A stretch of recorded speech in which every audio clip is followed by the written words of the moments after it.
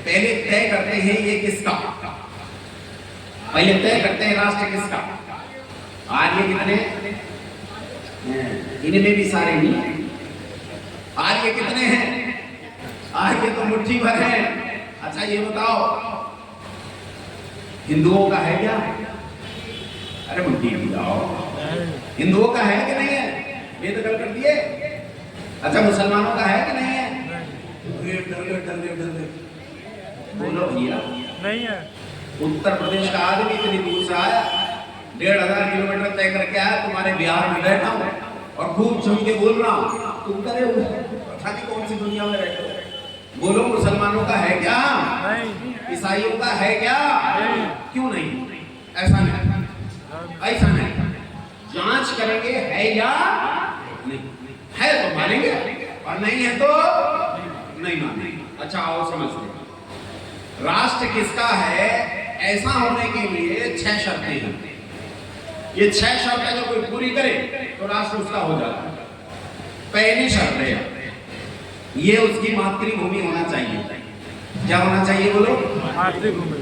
दूसरी शर्त है ये उसकी पितृभूमि होना चाहिए। दूसरी शर्त क्या है? ये उसकी पितृभूमि होना चाहिए। तीसरी शर्त है ये उसकी पैतृक भूमि होना चाहिए। कैसी भूमि बोलो? पैतृक भूमि। हाँ धर्मपाल जी बात समझ में आ रही है? पहले क्या कहा? मातृभूमि। बोलो भाई पहली क्या? मातृभूमि। दूसरी क्या? पितृभूमि। पितृभूमि। और तीसरी क्या? पैतृक भूमि। पैतृक भूमि। और चौथी है मुल्ला जी जन्मभूमि। चौथी क्या है बोलो? जन्मभूमि। जन्मभूमि। और पांचवी क्या है? पांचवी है कर्मभूमि। छठी बार में बताऊंगा, अभी पहले 5 शर्तों पर विचार कर लेते हैं। मातृभूमि किसकी होगी? हमारी मातृभूमि है या नहीं है, इस पर विचार कर लेते हैं। किसी और की है या नहीं है, इस पर विचार कर लेते हैं। देखो नाराज नहीं होना, बहुत सारे लोगों का हृदय चिर जाएगा।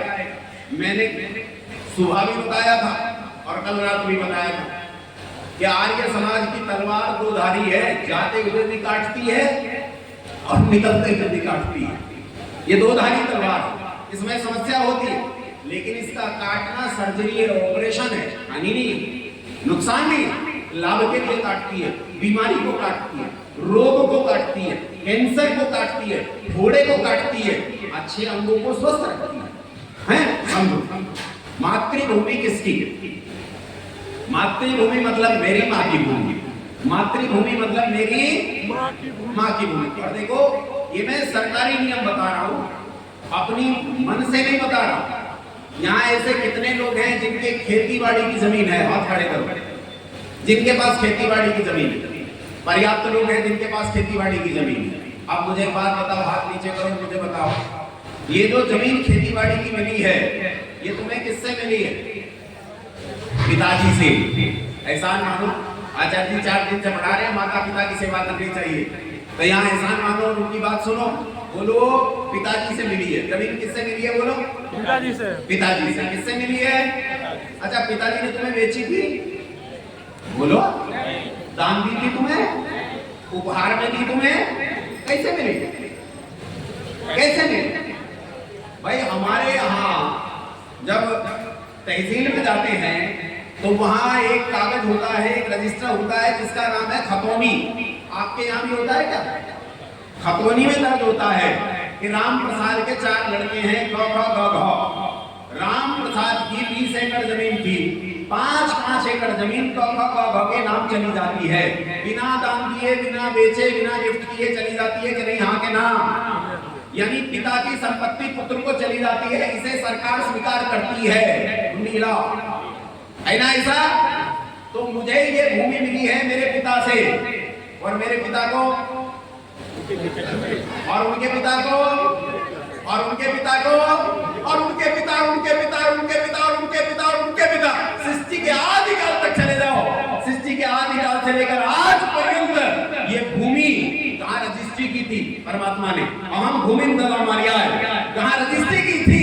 उस रजिस्ट्री से लेकर आज पर्यंत ये पिताओं से पुत्रों के नाम उतरते उतरते मुझ तक पहुंची है। इसलिए ये भूमि मेरे पिता की भूमि है, और मेरे पिता की भूमि होने से मेरी पितृभूमि है। बोलो कैसी भूमि है? अगली सुनो, केवल पिता से मिली है कि माँ से भी मिली है? माँ से। जिसके घर में मामा ना हो जमीन कहाँ जाती है? तुम्हें याद आती है कि नहीं?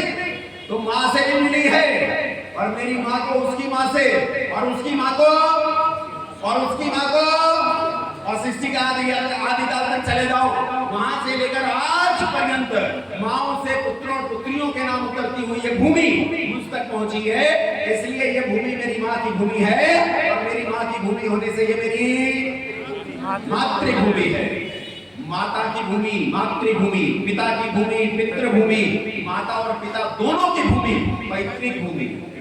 माता और पिता दोनों की भूमि को क्या कहते हैं बोलो?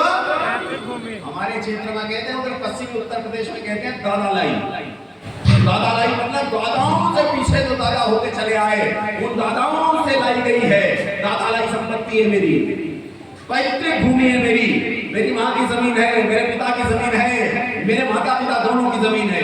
तीन बातें समझ में आई कि नहीं आई? हमारे बारे में घट रही है, हाँ कि ना घट रही है? अब अगली जन्मभूमि, मैंने जन्म भी यही लिया है, तो जन्म लेने से मेरी, अरे तुमने भी जन्म लिया है कि नहीं लिया? लिया है कि नहीं? हाँ, तो जन्म लेने से जन्मभूमि, और योग्यता प्राप्त करके अपनी सेवाएं भी इसी देश को सौंपता हूं। इसलिए इस देश में कर्म करने से मेरी 5 प्रकार की भूमि मेरी सिद्ध हो गई। तो बोलो मेरी भूमि है कि नहीं है? तुम अपनी अपनी देखना, मुझे तुम्हारा नहीं पता, तुम्हारी ठेकेदारी मेरी नहीं है, मैं केवल अपनी बात कर रहा हूं। ये भूमि लद्दाख से लेकर कन्याकुमारी पर्यंत, और आखिरी जिला पड़ता है पाकिस्तान का अटक गुजरात से परे, वहां से लेकर अरुणाचल प्रदेश के आखिरी छोर कच्छार तक, ये सारी जमीन मेरी है, मेरे बाप की है, मेरी माँ की है, मेरी पैतृक भूमि है, मेरी जन्मभूमि, मेरी कर्मभूमि है। ये सारी जमीन मेरी है, इंच इंच जमीन मेरी है, पग पग जमीन मेरी है। इस सारी जमीन पर मेरा पैतृक अधिकार है। बोलो हाँ के ना? तुम्हारा है कि नहीं है? अपना अपना जांचो, मुझे तुमसे लेना देना नहीं है। अब दूसरों का भी जांच लेते हैं, दूसरों का भी जांच लेते हैं, मुसलमानों के संदर्भ में देखते हैं। ये बताओ, इस देश में जो मुसलमान रहते हैं उनकी पितृभूमि है कि नहीं है? बोल नहीं रहे, मुल्ला जी बैठे हैं इसलिए तो नहीं कम बोल रहे, जोर जोर से बोलो। है क्या उनकी? है?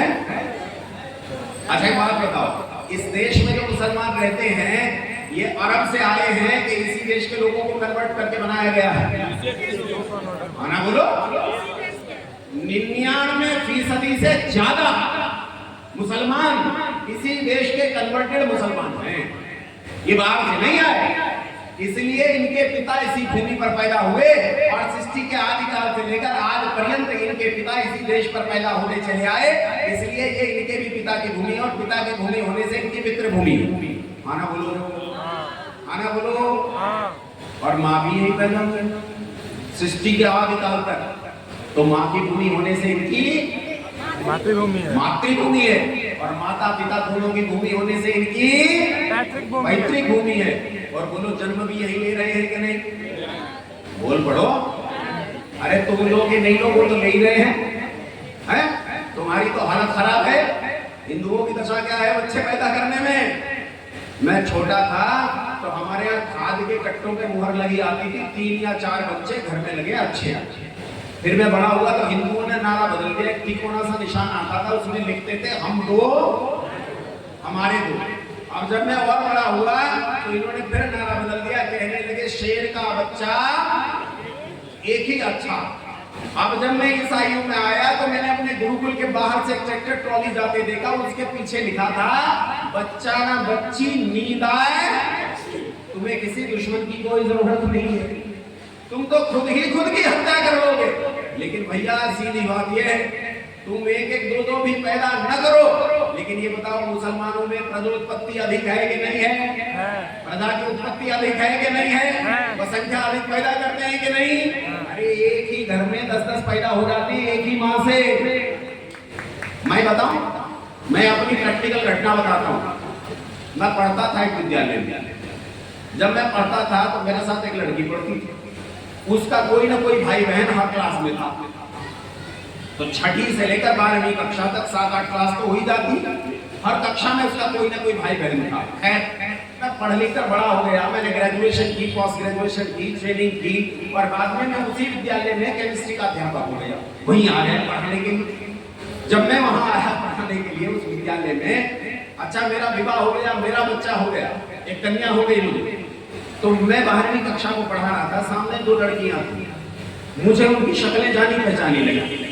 मैंने कहा बेटा क्या मैं तुम्हें जानता हूं? तो बोले हाँ सर जानते हैं। मैंने कहा कैसे जानता हूं? बोले अरे सर आपके साथ हमारी बहन पढ़ी। मैंने कहा कौन? बोले वो। देखो भैया मेरी ग्रेजुएशन हो गई, पोस्ट ग्रेजुएशन हो गई, मेरा विवाह हो गया, मेरे बच्चे हो गए, उधर फैक्ट्री चालू है, वो पैदा हो रहे हैं। तो ये बोलो उनकी जन्मभूमि है कि नहीं है? मातृभूमि है, पितृभूमि है, पैतृक भूमि है और जन्मभूमि है। बोलो कर्मभूमि है कि नहीं है? यही काम कर रहे हैं कि नहीं? कर्म भी यही करते हैं और कांड भी यही करते हैं। सब कर्म कांड इसी भूमि पर हो रहे हैं। ऐसा कर्म करने से उनकी भी कर्म भूमि हो गई। तो 5 तरह की भूमि उनकी हो गई। बोलो हाँ के ना? 5 शर्तें पूरी भूमि होने की। एक छठी शर्त बची, वो छठी शर्त मैंने खोली नहीं। अब छठी शर्त सुनो।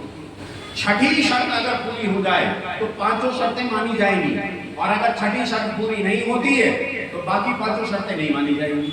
और ये आपसे जानूंगा मानी जाएगी या नहीं, आपसे पूछूंगा, मेरी मत मानना। मैंने पहले कहा है कि आर्य समाज का मंच है, किसी बाबा जी का मंच नहीं है कि सतवचन महाराज जो कहते हो वो ठीक है। तुम जांचो, परखो, तोलो तर्क पर, और तब जानो सही है कि गलत, और तभी मानना, ऐसे नहीं मानना। ध्यान से सुनो मेरी बात। छठी शर्त जिसकी पुण्य भूमि है उसकी मातृभूमि, पितृभूमि, पैतृक भूमि, जन्मभूमि, कर्मभूमि और उसकी अपनी भूमि है जिसकी ये पुण्य भूमि है। अब पुण्य भूमि किसे कहते हैं? पुण्य भूमि उसे कहते हैं कि जिस भूमि पर व्यक्ति अपने सांस्कृतिक क्रियाकलाप करने के लिए जाता है, जिस भूमि पर वो अपना यज्ञ करता है, उस भूमि को उसकी पुण्य भूमि कहा जाता है। अब ये बताओ, इस देश के 110 करोड़ हिंदू अपना यज्ञ किस भूमि पर करते हैं भाई? इसी भूमि पर। बोलो इसी भूमि पर। अच्छा अगर हमारा बच्चा पढ़ लिख कर देश से बाहर चला जाए, ऑस्ट्रेलिया, अमेरिका, लंदन चला जाए, तो होली दीपावली पर जब उसे देव पूजन करना हो, यज्ञ करना हो, तो कहाँ आता है? भारत। बोलो भारत आता है। भारत ना आए तो आजकल पंडित जी ने ऑनलाइन सेवा शुरू की है कि नहीं की? आपने कराया कि क्या चल? मैंने करा दिया ऑनलाइन अमेरिका। हाँ आजकल पंडित जी ने ऑनलाइन सेवा शुरू की है। पंडित जी ऑनलाइन यज्ञ करा देते हैं आजकल। लेकिन अगर ऑनलाइन यज्ञ करना हो तो भी कौन सी भूमि के पंडित जी से कराता है? बोलो तो बोलो इनकी पुण्य भूमि है कि नहीं है?